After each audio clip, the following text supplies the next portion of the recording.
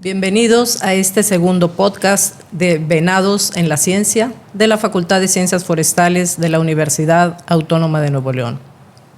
Tan solo en lo que va del año, de enero a la fecha, se han producido en el estado de Nuevo León 11 incendios, según lo que reporta el Sistema Nacional de Incendios.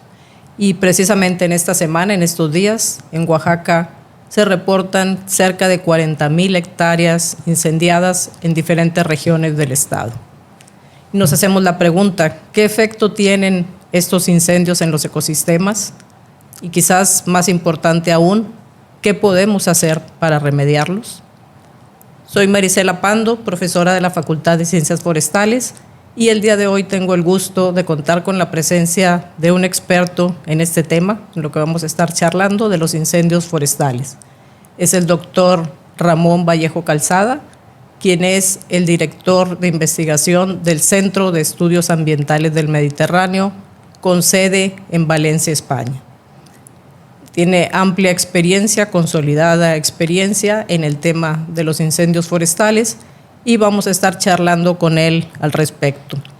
Ha recibido el día de hoy también la distinción de ser profesor afiliado de nuestra facultad.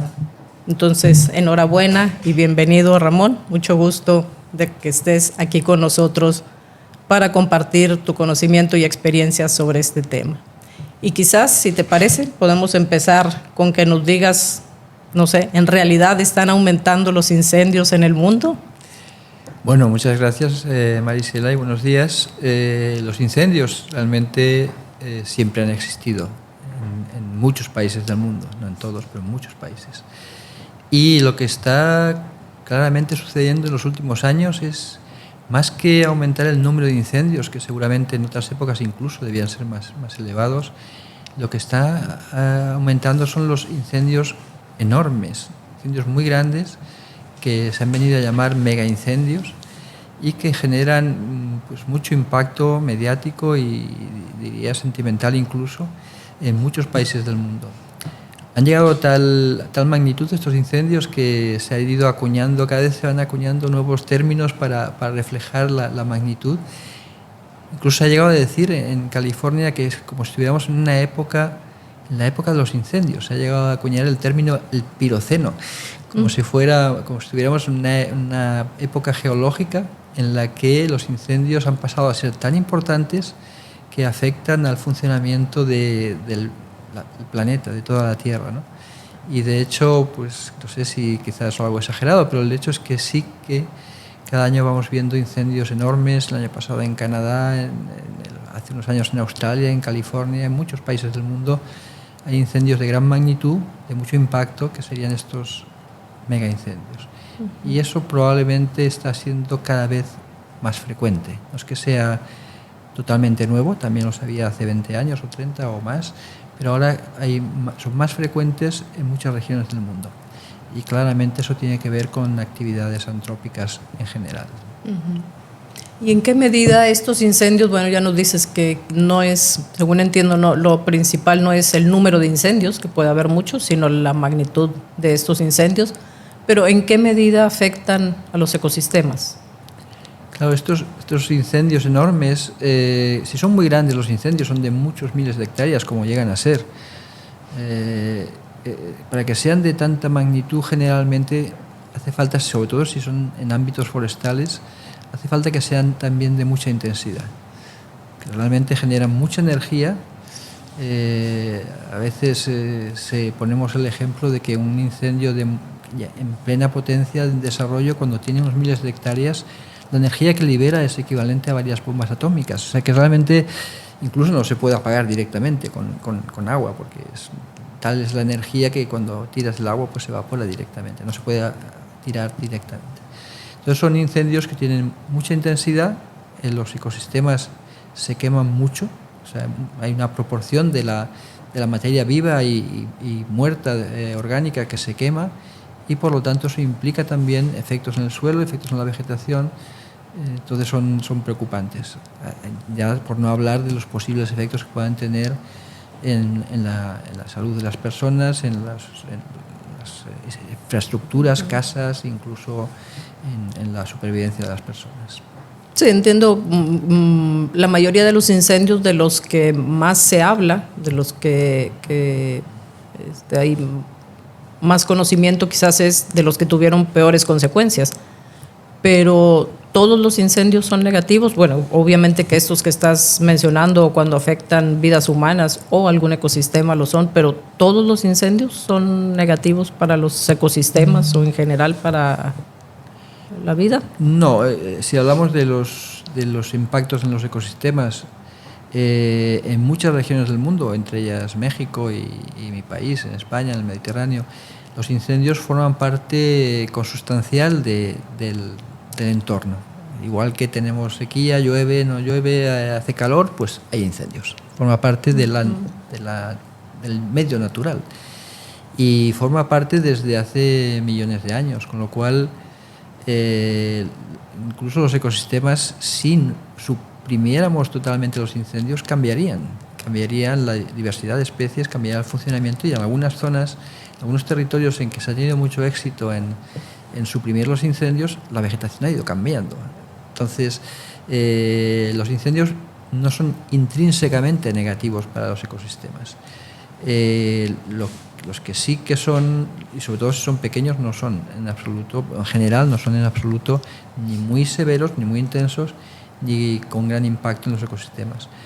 Ahora bien, los que son muy grandes, realmente, esos sí que son, en general, tienen impactos incluso en la salud humana por las emisiones de gases y de partículas en el humo que afectan a las vías respiratorias. Esos sí que son impactantes, y esos son los que quizá están afectando un poco al funcionamiento global de la Tierra, ¿no? Porque realmente van más allá de la zona que se quema.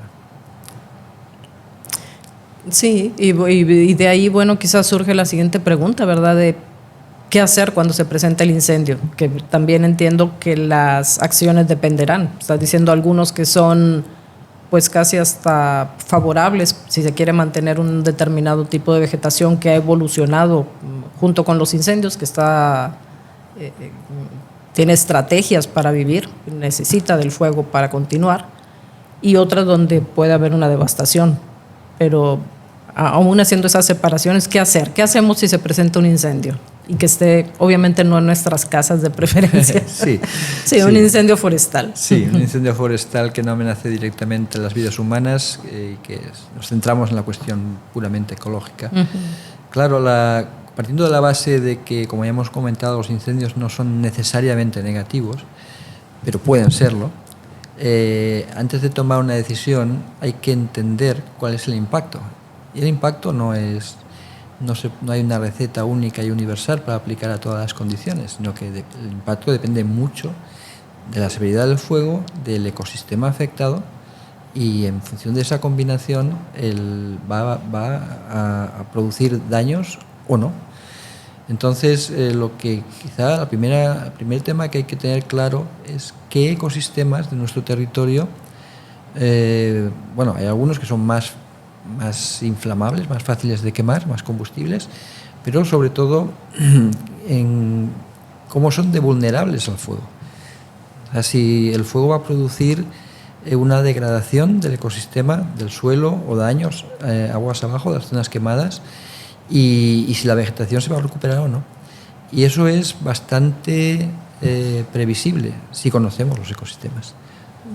Entonces, antes de pensar que hay que hacer una actuación rápida porque ha habido un incendio y siempre que hay un incendio hay que actuar, claramente ese no es el caso. Hay que entender qué va a pasar, y si hay riesgo de que se produzca degradación, entonces sí que hay que... Entonces el incendio ya no es deseable, y entonces hay que intentar corregir, mitigar los impactos y eventualmente restaurar. Esa parte que comentas sí me parece crucial, porque como dices, hay la tendencia, no digo que todos, pero hay mucha tendencia por el deseo de actuar rápidamente. Se presenta el incendio e inmediatamente se empieza a actuar, y esa actuación muchas veces es una plantación de pinos, se trata de un bosque de pinos. Y bueno, con lo que me estás diciendo, no siempre es la mejor acción. Primero habría que conocer qué tipo de ecosistema tenemos, y quizás no requería hacer nada más allá de extinguir el incendio. ¿Es así? Es así. En nuestra experiencia directa en el Mediterráneo, pues en gran parte de los incendios, sí el objetivo es recuperar el ecosistema que se ha quemado, el ecosistema forestal, no hay que hacer nada. Hay que tener alguna actuación si es que hemos identificado que o vamos a perder especies porque no se regeneran después del fuego por la intensidad o por la propia idiosincrasia de la especie, su propia biología, o sobre todo si hay riesgo de que el incendio produzca erosión, mucha escorrentía, inundaciones aguas abajo, afecte infraestructuras, por ejemplo, y pérdida de suelo y pérdida de fertilidad de los suelos. Si identificamos ese riesgo, entonces sí que hay que actuar urgentemente, porque esos riesgos son muy grandes justo después del fuego. Y al cabo del tiempo, según se regenera la vegetación, que siempre se regenera, más o menos lentamente, pero siempre se regenera, pues a medida que se regenera la vegetación ya no hace falta hacer esas actuaciones de protección. Lo que no suele ser necesario es plantar ni pinos ni nada, ninguna otra especie inmediatamente, porque eso es una actuación que tiene efectos a medio o largo plazo y se puede hacer pues, más adelante. En cualquier caso, los árboles, si conocemos su biología, conocemos cómo se han quemado, podemos predecir si se van a regenerar o no, y evidentemente si se van a regenerar no vamos a plantarlos. O sea que hay que conocer realmente cuál es el impacto y la respuesta del ecosistema. Y eso no hay una única receta para todos los bosques, ni mucho menos. Las situaciones pueden ser enormemente diferentes dentro del mismo país, no hace falta cambiar. Claro, sí. Quizás condensando todo eso que mencionas de si hay riesgo de erosión, de qué especies tienen, me imagino que ahí te refieres también si estas son rebrotadoras, si son especies que van a germinar pronto o no. O sea, conocer en general el ecosistema podría sintetizarse a lo mejor en la palabra de la vulnerabilidad del sitio a los efectos del incendio.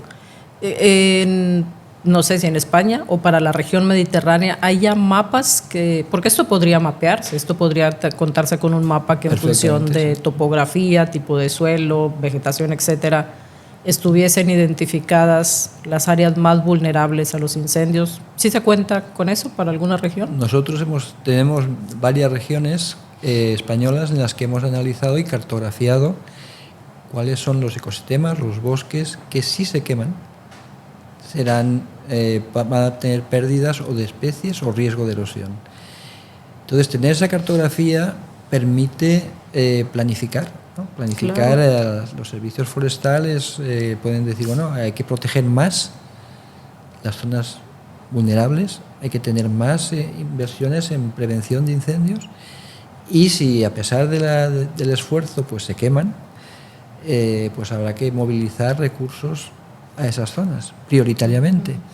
Nunca un incendio grande de miles de hectáreas como los que tenemos habitualmente, nunca requieren un tratamiento igual a toda la superficie quemada.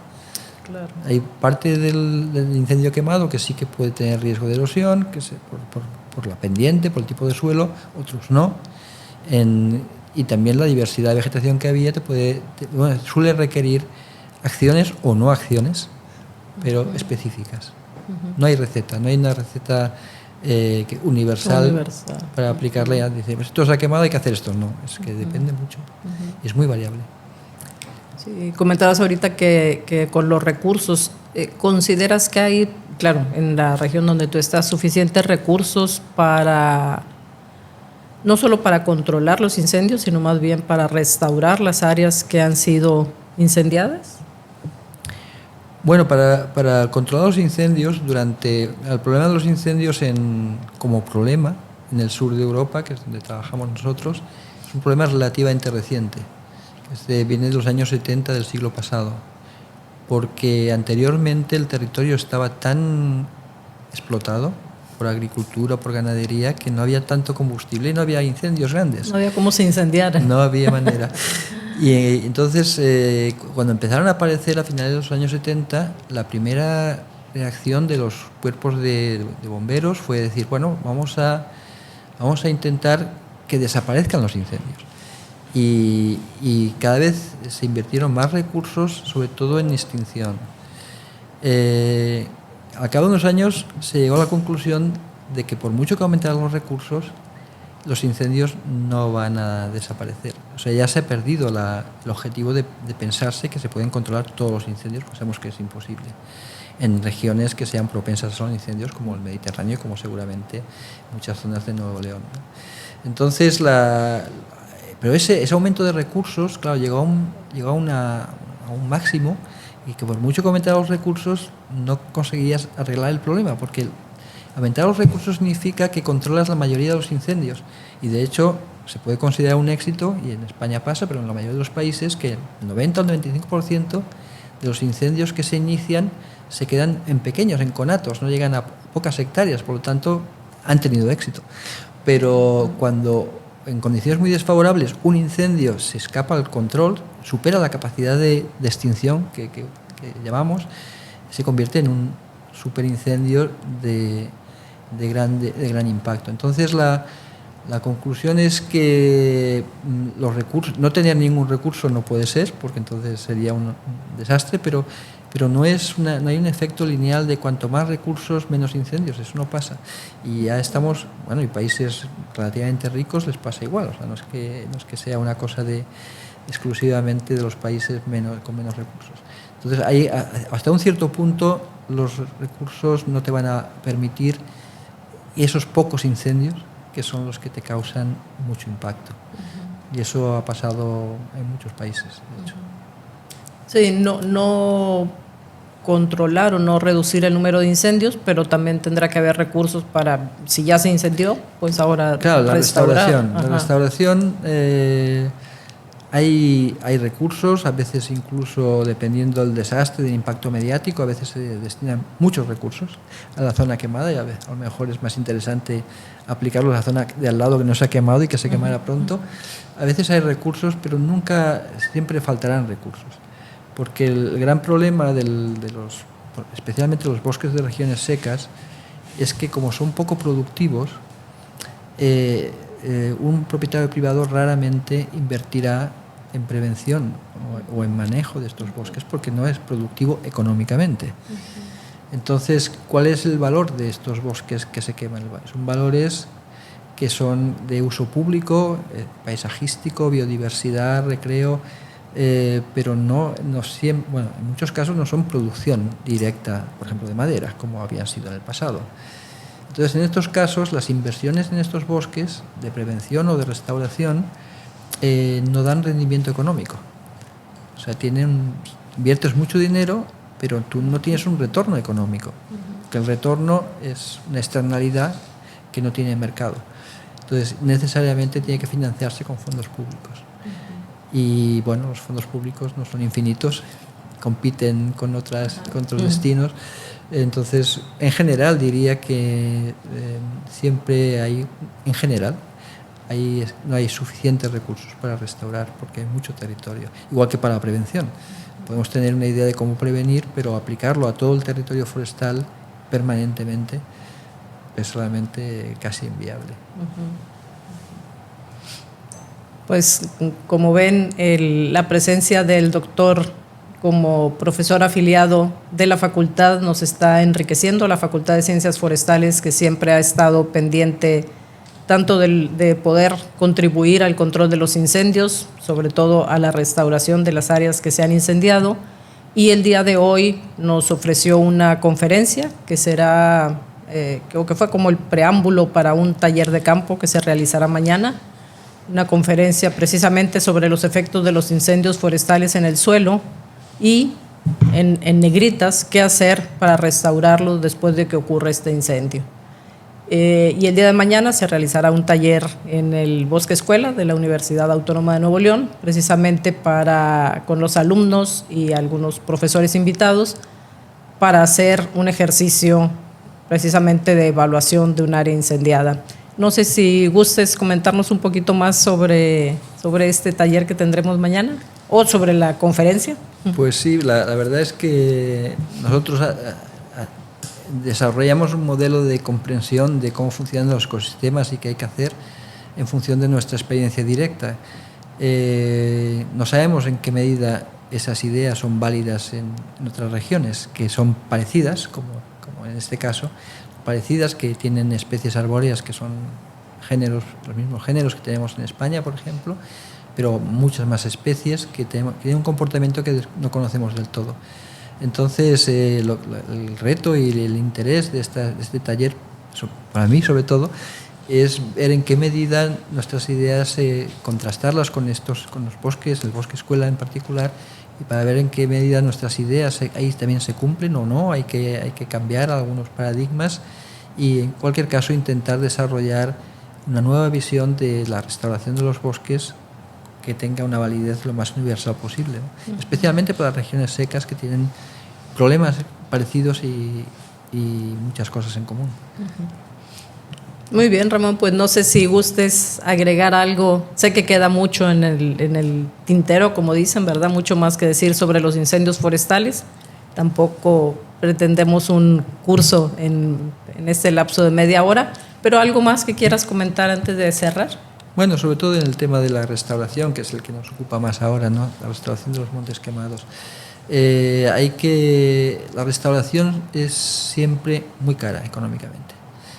Es muy cara. Por lo tanto, hay que afinar mucho. Hay que tener muy claro los objetivos, hay que tener muy claro los impactos, hay que tener muy claro que lo que hagamos en la restauración, además para que cuando lo hacemos, pues la población lo valore, que tenga unos resultados que sean buenos, que sean necesarios, que sean mostrables y en la medida de lo posible que se integren en la percepción social, que a última hora los beneficios de los bosques restaurados muchas veces son sociales, no son de la propiedad propia, no, el propietario del bosque. Entonces eso hay que intentar afinarlo mucho con una evaluación justamente de impactos y beneficios que va a generar la restauración. Y esa es por la vía por la que intentamos progresar, y en la medida de lo posible también aquí. Muy bien, pues muchas gracias, Ramón. Muchas gracias a quienes nos han estado viendo. No olviden seguirnos en Spotify, en YouTube y Venados en la Ciencia presentes. Somos Tierra de Venados, somos forestales. Muchas gracias.